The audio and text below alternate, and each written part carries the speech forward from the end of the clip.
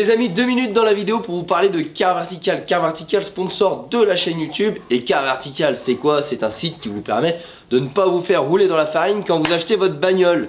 Alors Car Vertical, c'est très simple. Tu mets le VIN ou la plaque d'immatriculation et ça va te sortir un historique de ta voiture dans le monde entier. C'est l'avantage de Car Vertical, c'est que ça ne se cantonne pas à la France, ça se cantonne au monde. Donc par exemple, si ton véhicule il vient de l'étranger, bah, tu vas avoir des informations que tu ne pourrais pas avoir, notamment avec Histovec. Car Vertical, ça va te permettre de pouvoir savoir si ton véhicule il a été accidenté, s'il a été trafiqué en termes de kilométrage ou si les papiers ne sont pas en règle. Donc je te montre tout de suite un petit exemple avec une BMW série 4. Donc là on se retrouve sur un rapport d'une BMW série 4, on voit que le compteur kilométrique n'a pas de problème, pas de fraude.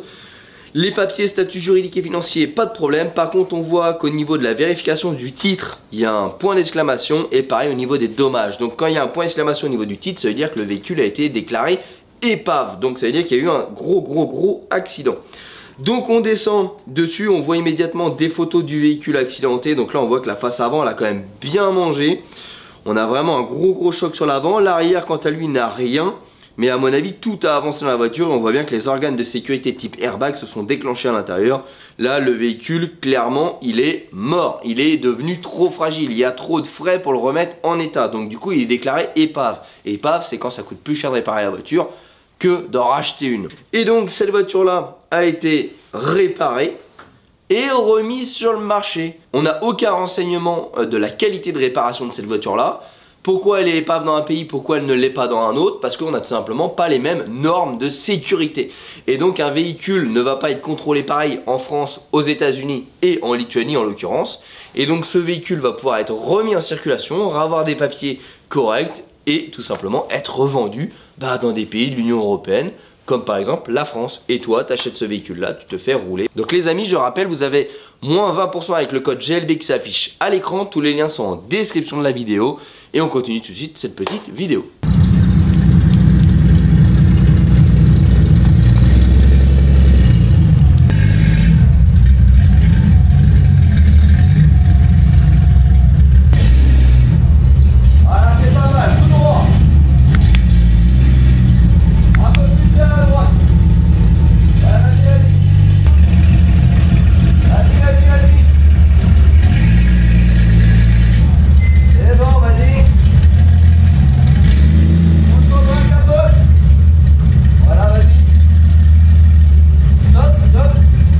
J'espère que vous allez bien. Je suis avec qui là? Sylvain. Sylvain de Vulcan Magazine pour ceux qui connaissent pas encore. Alors Sylvain, tu nous viens d'où? Moi je viens de Lyon là. Je suis pas sûr que ma chaîne te connaisse beaucoup. Ouais, on vous a beaucoup vu. On t'a beaucoup vu avec Anthony sur la chaîne PDLV. Anthony, si tu nous regardes, coucou. Et du coup, ta particularité à toi, c'est que tu fabriques ton propre magazine. Exactement, ouais. Alors, explique-nous un petit peu, parce que je pense que sur ma chaîne, les gens ne te connaissent pas forcément. Explique-nous en 2 mots un petit peu la particularité de ton magazine, et comment t'en es venu à faire ton magazine et pourquoi. Le principe, c'est que c'est de la presse indépendante. Donc en fait, on a pris tout ce qu'on aimait dans les magazines et on a un peu enlevé tout ce qui nous énervait. La pub. La pub en particulier, mais aussi les relations avec les constructeurs. Tu fais pas un Vulcan Magazine Premium pour retirer les pubs? Non, il n'y en a pas besoin. On n'a pas besoin de faire ça. L'avantage aussi, c'est qu'on est complètement indépendant et on a les clients en direct. Donc en fait, on commande via notre site et on distribue en direct. On passe pas par les kiosques. D'accord. Parce que les kiosques, c'est pareil, ça détruit du papier, etc. En fait, c'est le magazine 2.0, tu vois. On a pris tous les problèmes des magazines actuels et on a essayé de les traiter. Et donc le principe, c'est qu'on fait un numéro sur un modèle ou une voiture à chaque fois. Et ça permet de pouvoir aussi vendre les anciens numéros. Parce que les gens, souvent, ils rentrent par un numéro parce que c'est leur voiture, tu vois. Et après, ils apprécient le ton du magazine parce que c'est pareil. Le fait de pas dépendre des marques, pas dépendre des pubs, fait qu'on a une liberté de ton qu'on peut pas avoir dans de la presse traditionnelle. Tout à fait. Alors, donc du coup, ça permet de pouvoir mettre des blagues dedans, etc. Moi, je précise, je suis pas lecteur pour un sou. Je déteste lire. Quand tu m'avais proposé de m'envoyer tes magazines, je t'ai dit vas-y. J'ai mis quand même assez longtemps à les ouvrir, je dois être totalement honnête, parce que j'ai pas beaucoup de temps et que vraiment la lecture c'est pas quelque chose qui me passionne. Et ce qui m'a fait ouvrir ton magazine, c'est la qualité du magazine. Ouais. Et ça, je dois le remarquer. T'as une, je me souviens, je crois que c'était la BMW, si je dis pas de conneries. T'avais une texture comme le siège sur la couverture. Et franchement, la qualité, j'ai jamais vu ça dans un magazine. Je dois admettre, et pourtant je suis pas lecteur, j'ai pas pris parti, et Sylvain ne m'a pas donné un chèque avant pour dire quoi que ce soit. Mais c'est vrai que la qualité de ton magazine, les feuilles, tout ça, c'est vraiment très qualitatif, et je pense que n'importe quel lecteur qui est passionné va dévorer le livre. On a mis tous direct. les potters au maximum en fait, tu vois, on a mis les meilleurs photographes français, on essaie de faire un texte qui soit vraiment amusant, tu vois, et aussi pointu, c'est-à-dire que on va vraiment chercher les passionnés là où ils nous attendent pas, sur vraiment des détails techniques, etc. Et puis après, le principe c'est que ça se prend pas trop au sérieux, tu vois, le but c'est de faire vraiment un produit à destination des passionnés, et tout en direct, donc du coup, aucun intermédiaire. Parfait. Et ben moi je vous mets le lien en description de la vidéo. Et un autre emblème de ta chaîne, t'as pas vraiment une chaîne, t'as des réseaux, mais pour moi un autre emblème de Vulcan, c'est ta voiture. C'est cette voiture, ouais. Alors explique-nous un petit peu, je vais te filmer un petit peu la première personne. Explique-nous pourquoi cette voiture, parce que là du coup je me reconnais un petit peu, parce que moi je suis porschiste et fan de Porsche. Je savais, Alors du coup je me reconnais un petit peu, mais pourquoi t'en es arrivé là? Qu'est-ce que t'as fait sur la voiture? Est-ce que tu la vendras un jour? Est-ce que c'est ton image, ton égérie? Est-ce qu'il y a un lien avec tes magazines, cette voiture-là, ou rien à voir? Il y a un lien avec les magazines, mais qui s'est fait après, parce que cette voiture-là, je l'ai démarrée bien avant de lancer Vulcan Magazine. Puisque le projet, il a démarré en 2015. Mais aujourd'hui, c'est la voiture de baptême du magazine.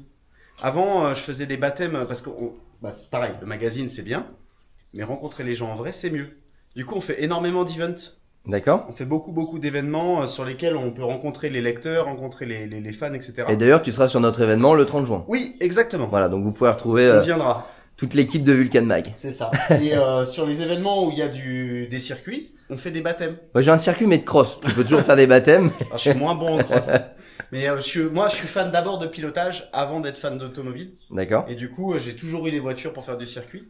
Et avant, on faisait les baptêmes avec une Ariel Atom. J'avais une Ariel Atom. Ah, ça envoie aussi ça. Hein. Et c'était chouette. Et ce projet-là, il a été en parallèle de l'Ariel pendant un certain temps. Et maintenant, il a remplacé complètement l'Ariel Atom. D'accord. Et donc, c'est vraiment un projet pilotage, mais c'est une voiture qui a été faite sur mesure. Donc ça, c'est une caisse que tu as achetée de base d'origine. Je l'ai acheté. Alors, j'ai acheté de base, surtout, c'était un pot de fleurs. Hein. Tu l'as refait complète. Il y avait de la rouille de partout. Il n'y avait pas de bas de caisse. Tout était pourri. Il n'y avait pas d'intérieur, pas de moteur.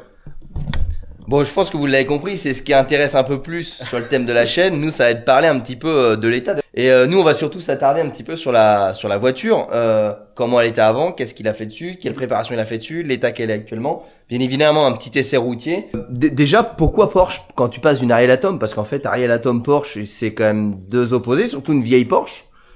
Moi, au départ, j'étais fan de Caterham, tu vois. J'aime bien aussi. Fan de Caterham. Donc, j'ai eu une Caterham. Et puis, Caterham, c'est moteur avant. Et comme je suis fan de pilotage, j'aime bien les voitures avec les moteurs arrière, tu vois. Moteur central arrière. Ah, là, il est vraiment porte-à-faux, là. Ultime, c'est la Porsche 911 avec le moteur en porte-à-faux arrière. Et je suis vraiment devenu spécialiste de ce pilotage-là avec le porte-à-faux arrière. D'accord. Parce que je suis aussi moniteur de pilotage, etc. D'accord. Donc, je suis vraiment spécialisé sur, je savais pas du tout. sur le porte-à-faux arrière. Et t'es où moniteur de pilotage? Alors moi, je travaille du côté de Lyon, du coup, puisque moi, je suis basé à Lyon. Et j'ai des journées privées sur le circuit de Vaison. D'accord, génial. J'organise des journées privées pour des clients, si ça vous intéresse. C'est pas les mêmes clients que le magazine, tu vois. Mais j'organise des journées privées sur le circuit de Vaison où on fait rouler les clients sur leur voiture. Top. Pour les faire progresser. Et du coup, je suis spécialisé vraiment sur la partie pilotage du porte-à-faux arrière. Et donc, du coup, je voulais retrouver, j'ai eu plusieurs Porsche avant, mais je voulais retrouver c'est quoi comme Porsche? Sur les 911. J'avais une 996 3 litres 4, mais légèrement préparée. D'accord. Mais c'était plus, en fait, je roulais en Caterham, puis après j'ai eu des enfants, tu connais. Et du coup, il me fallait une familiale, j'ai acheté une 996. Donc déjà un avant-goût un petit peu du comportement de la Porsche avant. Exactement. Alors moi, j'adore ce comportement avec le porte-à-faux arrière où la caisse elle se positionne sur le. Je te coupe, j'ai la réponse. En fait, t'as acheté une 996, t'as eu les cylindres de rayés, tu t'es dit plus jamais un refroidissement en haut. J'achète un refroidissement arrière. J'ai pas eu ce problème. Et du coup, je voulais retrouver un peu cette ambiance 911, mais sur une voiture beaucoup plus légère. Et donc, on a préparé cette voiture avec Machine Revival, le garage Machine Revival. À l'époque, ils étaient à Lyon. Maintenant, ils sont à Bayonne. Ils font des Porsche sur mesure. Et du coup, on a fait le cahier des charges ensemble. Et en fait, je voulais les toutes premières 911. Donc, la carrosserie de la toute première 911. Donc, c'est une empattement courte. Ça, c'est une caisse de 912 du coup de 1968. Donc c'est les mêmes caisses que les 911 de 1963 à 65. Et je voulais le plus gros moteur qu'on puisse faire à air. Donc le 3.6. C'est un 3,6 litres de 9,93. Donc c'est ce qu'on appelle les M64. Et on a fait cet assemblage-là. Donc après, on a travaillé sur comment on gère la boîte, comment on renforce le châssis, qu'est-ce qu'on met comme train roulant, etc. Donc on a vraiment affiné la voiture. Sur mesure là pour le coup. C'est complètement sur mesure pour que ce soit une pure caisse de piste. Alors on a encore la carte grise de la 912, donc je me permets encore de rouler un peu sur la route avec.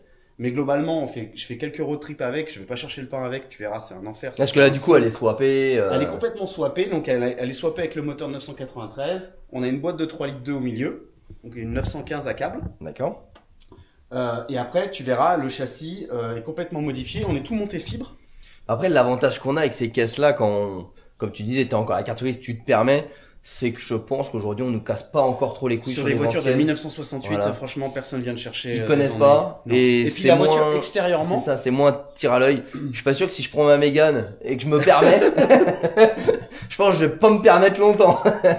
Bah, c'est sûr que si t'as une voiture avec des appendices aérodynamiques, des entrées d'air en carbone de partout, tu te fais repérer à 10 000 quoi. Ouais, mais c'est vrai que là, avec une voiture comme ça, les gens, même la maréchaussée te laisse tranquille quoi.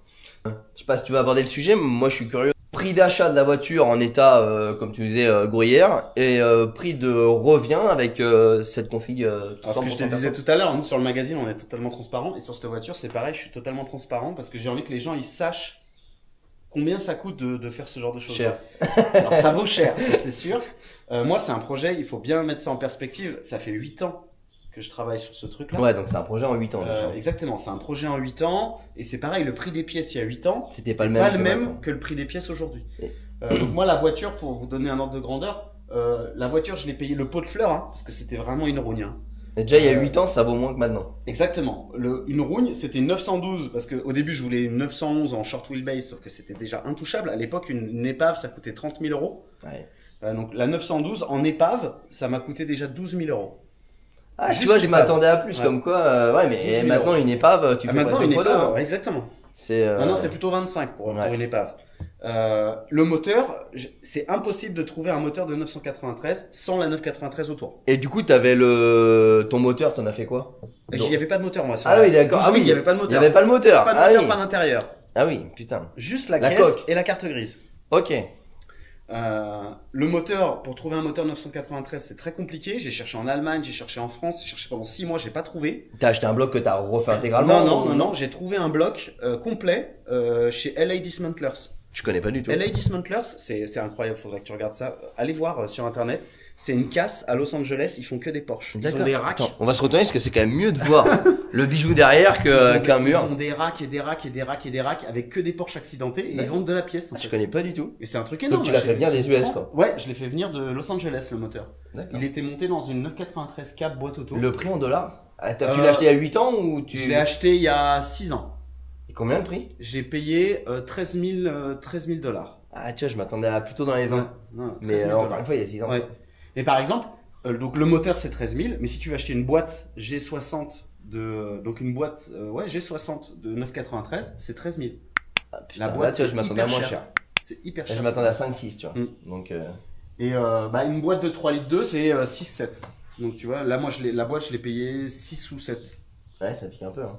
Donc le prix des pièces est très cher, mais aujourd'hui, encore une fois, ça a pris entre 50 et 70%. Ouais, puis t'as la mécanique, t'as l'esthétique, t'as l'intérieur. Il y a tout. Alors là, le projet, il est complètement homogène. On est sur... Moi, pour vous donner un ordre de grandeur, j'ai l'enveloppe globale avec le déverminage, avec les petits ajouts. Tu verras, il y a des petits ajouts qui ont été faits après. On est autour de 210 000 euros là pour le budget. Ah ouais, quand même. Mais aujourd'hui, si tu voulais refaire la même, il faudrait compter au moins 50 à 70 000 euros. C'est ce que j'allais dire, parce que déjà le prix de la caisse a augmenté, le prix du bloc a augmenté et le prix de la main d'œuvre aussi, parce que tu l'as fait faire. Oui. Alors moi j'ai du mal à m'imaginer un petit peu dans l'état de rouille qu'elle était. Qu'est-ce que tu as changé ou qu'est-ce que tu as refait sur la voiture en termes de carrosserie, vu que tu disais que tout se refait? Est-ce que tu as changé des panneaux? Alors, en termes de tôlerie, déjà, ce qu'il faut savoir, c'est que la voiture est montée fibre. Il n'y a plus que ça et le toit qui sont en tôle. Tes portes et tout, c'est de la fibre? Les portes, c'est de la fibre. Ah putain. Ah ouais, grave.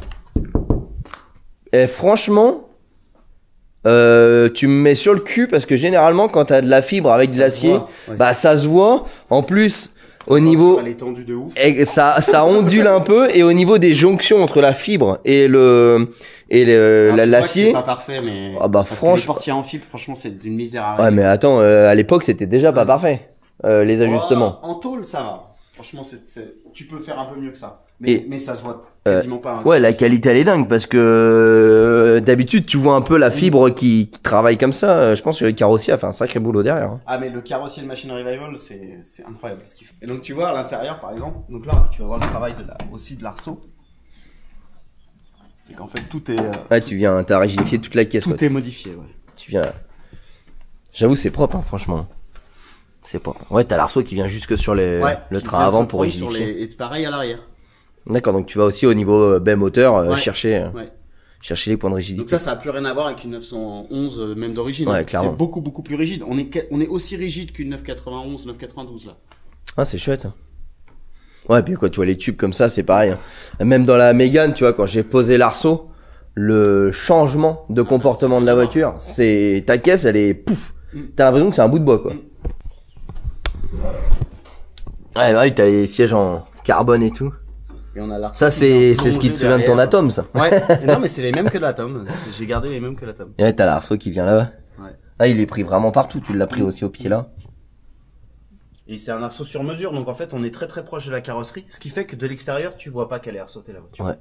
Ouais, c'est propre, hein, franchement. Tu vois, on a l'arceau qui est encore peint ton caisse. Ouais. On a le Raptor, l'anti-gravillonnage US. On a juste deux petites moquettes. On a la petite feutrine F40 sur le tableau de bord. Et je vois que t'as un compteur. Ouais, on a un dash. Parce ça, c'est pas d'origine, ça. Les compteurs d'origine, c'est que des capteurs à câble et tout.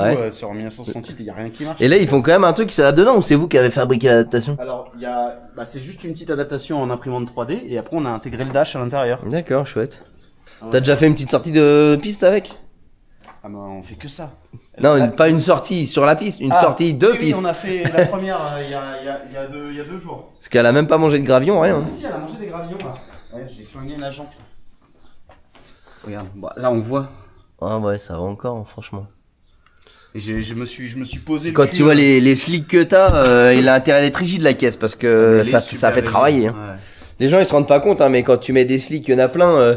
Tu sais qu'ils veulent mettre, tu en vois beaucoup sur les forums qui mettent des slicks sur une Ferrari, genre la 430 que j'ai, les mecs se disent tiens je vais mettre une paire de slicks parce que c'est bien et tout. Puis après les mecs ils fusillent les boîtes, ils fusillent les ponts, ils se rendent pas compte comment ça grippe. La contrainte elle est folle. Hein. Ah, cette pièce là par contre elle est magnifique. Donc ça c'est de l'impression 3D. Ouais c'est ce que je voyais, c'est qui fabrique ça? Polo's Machine. Du coup, là, t'as quoi? T'as l'admission qui est refaite, t'as un système de papillon, injection électronique, allumage électronique, double allumage. Hein. Donc, on est en double allumage sur ce truc-là. Tu vois, on a de chaque côté. Ouais, ça fiabilise. Et après, gestion programmable. Tu vois, le faisceau, on le voit pas. Donc là, t'es en flex fuel. On est en flex fuel, mais moi, je l'utilise pas. Donc là, tu roules qu'au sans plomb. Ouais, je roule qu'au sans plomb. D'accord. Enfin, là, tu me disais, elle fait 317 ouais. Sans plomb. C'était un mix. Parce que là, t'arriverais quand même à gratter un peu, je pense, là-dessus avec. Tu peux gratter, mais tu vas gratter peut-être 10%. Ouais, c'est ça. Et donc on a l'air qui arrive ici, parce que l'enjeu sur ces 911, c'est la température d'admission. Bah forcément. Hein. Et donc les tempêtes d'admission, elles s'envolent. Mais vraiment, quand je dis elles s'envolent, elles s'envolent. Bah surtout à mon avis quand tu roules pas fort, entre guillemets. Et puis en été, etc. Alors dès que t'es dans les stands, ça monte. Parce qu'en gros. Le problème, c'est que quand t'étais dans les stands, la température elle montait, mais quand tu roulais, ça baissait plus. Ouais, elle était trop dure. Ouais. Pourtant en plastique, là, ça devrait quand même refroidir. Hein. C'est pas de l'alu. Mais t'arrives pas à rebaisser. Et alors sinon, au début sur piste, on roulait capot ouvert. Donc sans capot. Ouais, ça te faisait une. Et là, ça tirait. Et là, exactement, ça enlevait la chaleur. Parce que là, vous l'avez compris, hein, sur ces moteurs-là, on n'est pas sur du liquide de refroidissement, on est sur de l'air. Donc en fait, lui, il a un énorme rôle de conductivité thermique pour venir refroidir. Et ensuite, vous avez une courroie ici, qu'on pourrait presque appeler une courroie d'accessoire finalement. Qui vient entraîner un ventilateur ici, qui vient cloisonner un flux d'air. Donc là, tu as toute une partie, un peu comme une coccinelle, je pense que ça va parler à beaucoup de personnes. On a toute une cloison ici, qui vient en fait au niveau des chemises. Les chemises ont des ailettes, un petit peu comme les coccinelles, les 2 chevaux, ou même les motos, les anciens bandits. Et en fait, on vient forcer le flux d'air dedans, vous allez certainement voir par-dessous, et après l'air est rejeté sous la voiture. Ouais. C'est un système... Ça passe à travers les culasses et hop, ça C'est ça. redescend et ça sort par en dessous. C'est un système qui a été approuvé pendant bien des années, parce que tout ce qui est coccinelle, Porsche, tout ce qui est refroidissement à air, ils ont toujours utilisé ça. Et ça fonctionne très bien. Donc au début, il n'y avait pas de système de refroidissement d'huile sur ces voitures-là. Donc il n'y avait pas de radiateur d'huile. Voilà. Il y avait juste cette grosse turbine-là qui faisait traverser le flux d'air du moteur en fait. Parce qu'on on en parle, alors j'en parle quand même souvent sur ma chaîne. Les gens pensent que le liquide de refroidissement sert à refroidir. Oui, mais pas que. En fait, celui qui sert d'abord à refroidir, c'est l'huile. En fait, le liquide de refroidissement va surtout te permettre d'éviter la montée en température de ton huile. Et indirectement, du coup, refroidit ton moteur. Mais le liquide de refroidissement, allez, si je dois donner un pourcentage, ça va refroidir 30% de ton moteur quand l'huile va en refroidir 70%. Donc c'est très important de penser à ça parce que là, en l'occurrence, sur ce cas-là, c'est l'huile qui va actionner d'abord la première baisse calorifique thermique et après l'air qui va venir compenser dessus. Parce que quand tu es arrêté, du coup, tu as quand même que très peu d'air. Parce que c'est une courroie, hein, donc c'est proportionnel au nombre de tours minutes. RPM, ouais. Donc plus tu roules fort, plus tu as d'air, plus ça refroidit quoi. Donc t'imagines bien quand tu es au ralenti, ça tourne presque au ralenti et donc s'il n'y avait pas d'huile, tu aurais des températures qui monteraient en flèche. C'est pour ça que sur ce type de moteur là, on met des huiles qui sont assez épaisses. Donc là je suppose que tu dois être monté en 1060, quelque chose comme ça. On est en 1060, ouais, on a de la 300V en 1060. Voilà. Donc ça c'était la petite minute technique. Et après, du coup, donc cette voiture-là, par exemple, donc toutes les 911, premières 911, donc les types, ce qu'on appelle les types 901, donc de 1964 jusqu'à 1969, elles n'avaient pas de refroidisseur d'huile. C'est après, sur les types G, celles qui avaient les pare-chocs à soufflet, qu'ils ont commencé à mettre Là, tu l'as mis où ton refroidisseur? Et du coup, pour pas être faire anachronique, parce que il y a le soin du détail, les durites, tu sais, sur les types G, elles passent par en dessous. Ouais. Et le long des bas de caisse. Masquées. Il y a un cache sur les 3 litres 2 par exemple, les 3 litres SC, il y a un cache sous le bas de caisse pour cacher les durites. Nous on les a pas fait passer par-dessus. Tu les as fait passer à l'intérieur. C'est ce que j'ai vu tout à l'heure, je me suis dit c'est quoi ces durites là? Ok, donc ça c'était des durites de refroidissement. Ouais. Et après les durites d'huile elles viennent devant. Donc là on a... T'as ton aller et ton retour là-bas. Et voilà. Et on a deux radiateurs. Donc on en a un sous l'aile ici. Et que tu refroidis par ici. Exactement. D'accord. Et on en a un deuxième dessous ici. Top. Et tu arrives à bien maintenir ta température d'huile? Ça refroidit suffisamment pour faire des grosses sessions track day. Ouais. Mais on n'est pas en config course. Parce que aujourd'hui là je suis en montage ce qu'on appelle 964. Il faudrait peut-être que tu ajoutes des motoventilateurs dessus direct. Alors il y a un motoventilateur de ce côté là. Mais en fait lui il mange pas assez l'air. Il mange pas l'air en frontal. Lui il mange l'air en frontal. Aujourd'hui le setup il est pas encore optimal dans la mesure où je peux pas enchaîner par exemple tu vois 1 heure et que la température se stabilise. Ouais, tu vas toujours avoir une montée. Mais par contre elle monte suffisamment doucement et après si j'enlève 1000 RPM tu vois 1000 tours, tu vois si par exemple je vais pas chercher les 7000 mais je me cale à 6000 pendant quelques tours, là ça redescend. Ça quand tu me fais penser quand tu dis ça, je pense que t'es fan autant que moi, le film Le Mans 66. Oui. Quand il faisait les réglages de la GT40 au NASCAR. Ouais. Et que le gars il disait dépasse pas 6000, dépasse pas 6000 et qu'à la fin pour gagner. Si tu es en track day et que tu veux faire baisser tes températures d'huile, t'enlèves tu vas pas chercher tous les tours minutes parce que vraiment les derniers tours minutes ils font vraiment chauffer le moteur énormément. Donc tu montes, tu t'enlèves 1000 tours minutes, tu fais juste quelques tours comme ça en enlevant 1000 tours minutes et ta température elle va redescendre. Ouais, tu vas et après tu peux stabiliser. Ouais. Alors au niveau du dessous, j'ai jeté un petit coup d'œil. Déjà, on peut admirer qu'une Porsche qui fuit pas, c'est pas une Porsche. Après là, ça fait ouais, il faudra faire une vidange et nettoyer un bon coup, mais effectivement, ouais, ça fait un peu. Ouais, ça c'est toutes les Porsche. Hein. Ouais. C'est malheureusement c'est l'architecture du moteur qui fait que c'est sujet au fuite. Je vois que tu dois te les cailler l'hiver parce que les boîtes de chauffage. Pas de chauffage. Par contre, tu vois, on est en collecteur d'origine. Ouais, c'est ce que je vois. Parce que la voiture, elle fait beaucoup de circuits. Et donc du coup, on a essayé de limiter le son au maximum. Ouais, pour pas que tu sois trop... Exactement. Donc on est à 95 dB en dynamique. C'est aussi pour ça qu'on a mis des petits fils là. Ça coupe un peu le bruit. Un petit peu, ouais. Tu perds 1-2 dB, ouais. Parce que tu vois, ça en fait, c'est comme les Cox. En fait, c'est pas pour rien que c'est Porsche qui a fait les Cox. Hein. Ça, c'est ce qu'on appelle les boîtes chaudes. Donc en fait, t'as une coquille... t'as en gros ton collecteur emprisonné dans une coquille en métal. Et après, tu envoies l'air chaud par ici. pour Et le chauffage, voilà. puisqu'il n'y a pas de circuit d'eau pour le chauffage. T'envoies des gaines directement. C'est de l'air chaud qui est envoyé directement dans les pontons, et ça passe dans les pontons de la voiture. Carrément dans la carrosserie. Sur les coques, c'est pareil, en fait, ça passe dans tes longerons, quoi, en gros. Et ça arrive, ça débouche. Et du coup, c'était génial parce que ça faisait pourrir toute la... Exactement. Bah, ça fait des cœurs creux condensation. à l'intérieur des longerons. Donc condensation. Ça fait tout pourrir à l'intérieur des longerons. T'emmènes de l'air chaud dans une caisse qui est froide, dans le châssis et le tout pas traité. Bon, bah voilà, c'est pour ça qu'il pourrissait, quoi. C'est ça. Pour ça que sur ma coque aussi, on avait retiré ça pour éviter que ça repourrisse, quoi. Et donc l'avantage aussi, c'est que du coup, les cylindres, ils sont indépendants. C'est-à-dire que si t'en éclates un... Si t'en rayes un, par exemple, par défaut de lubrification, t'en supprimes un. Et ben en fait, tu le changes. C'est ça. Tu les changes. C'est pas une culasse qui fait 3 bancs. En fait, t'as 3 culasses et 3 chemises. Ouais. Tout est séparé. C'était bien en vrai à l'époque. Franchement, c'était bien branlé. Hein. Il pensait. C'est méga solide parce que aussi c'est carter sec ce moteur. Ouais. Donc on a un circuit d'huile séparé. Tu vois, il n'y a pas du tout de carter machin. Et on a un circuit d'huile séparé avec une énorme bâche à huile qui est à l'avant. Enfin non, qui est pas à l'avant, qui est là. Qui est dans ouais, je l'ai vu là-haut, en haut. Qui est dans l'aile ici. On a 2 filtres à huile. Et puis après on y compte, on a la boîte dans le prolongement. Donc on a la boîte qui est devant le moteur. Faut que t'es monté en Bilstein. Ouais.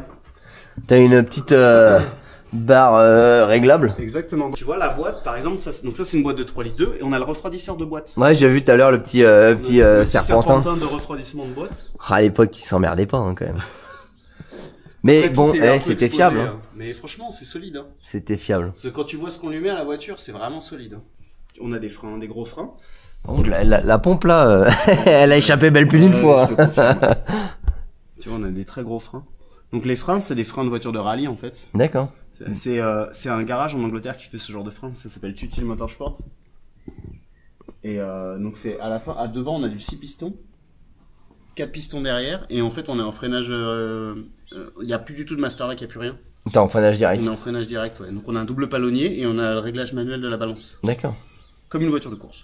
Eh ben écoutez les amis, moi ce que je vous propose c'est que Sylvain il nous emmène faire un petit tour. Je suis pas sûr qu'on arrive à vraiment pouvoir profiter parce que voilà la belle météo qu'on a aujourd'hui. Je t'avais dit de venir hier. Non bah on va la descendre et puis on va vous la démarrer et on va aller faire un petit essai sur route, voir un petit peu ce que ça donne.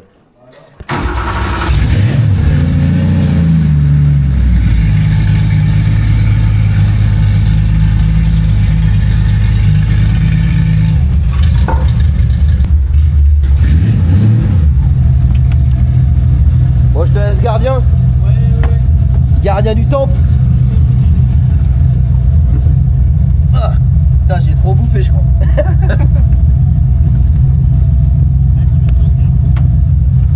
Putain, c'est Jessica qui est montée dedans, c'est un peu juste, non?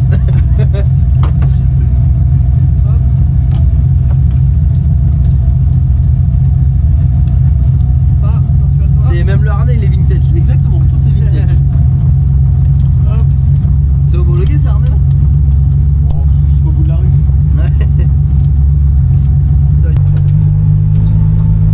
T'as quand même une ventilation additionnelle là pour éviter la pluie? Non mais j'ai un pare-brise chauffant. D'accord. Ah, ce bon vieux flat. Ah, le bruit qu'il fait, c'est mythique. Cracouille un peu la boîte. Ouais, ça synchro de ces trucs là, c'est pas terrible. Là tu peux aller en face.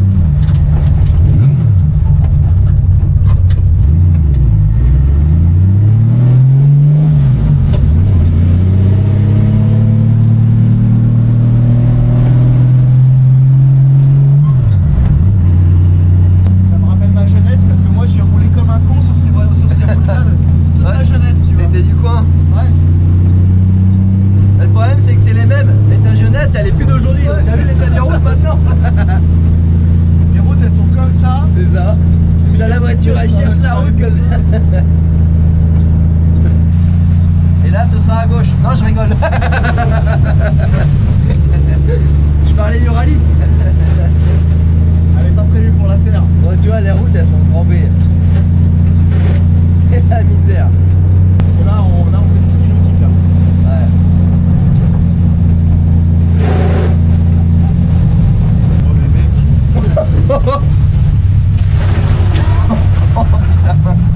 Là tu sais pourquoi je t'ai fait passer par là, c'est pour nettoyer l'huile qu'il y avait sur le moteur.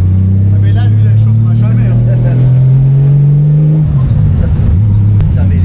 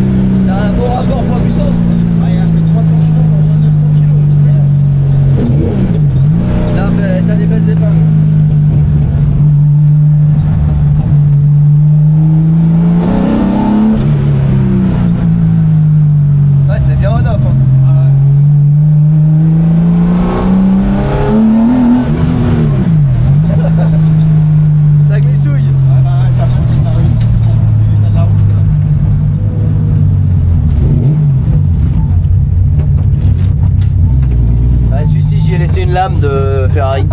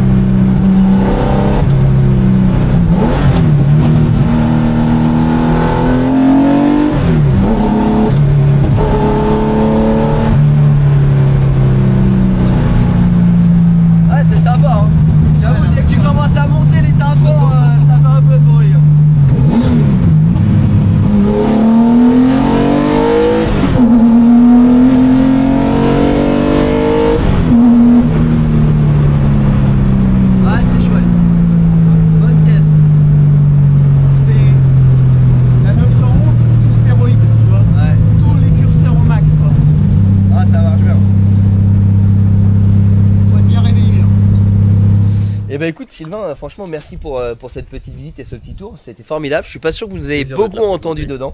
Non, je pense pas. Bon, en tout cas, on en discutait un petit peu. C'est vrai que cette génération de moteurs thermiques, je trouve, ils arrivaient encore à te faire frissonner le poil. C'est ça. Aujourd'hui, tu as des caisses qui marchent beaucoup plus fort, qui sont plus fiables, beaucoup plus efficaces. Voilà, efficace, c'est le bon mot, mais qui sont aseptisées. Là, ça vibre, ça pue, ça hurle. Et en fait, t'as plus de sensations là-dedans que dans une caisse des fois qui fait 500 bourrins quoi.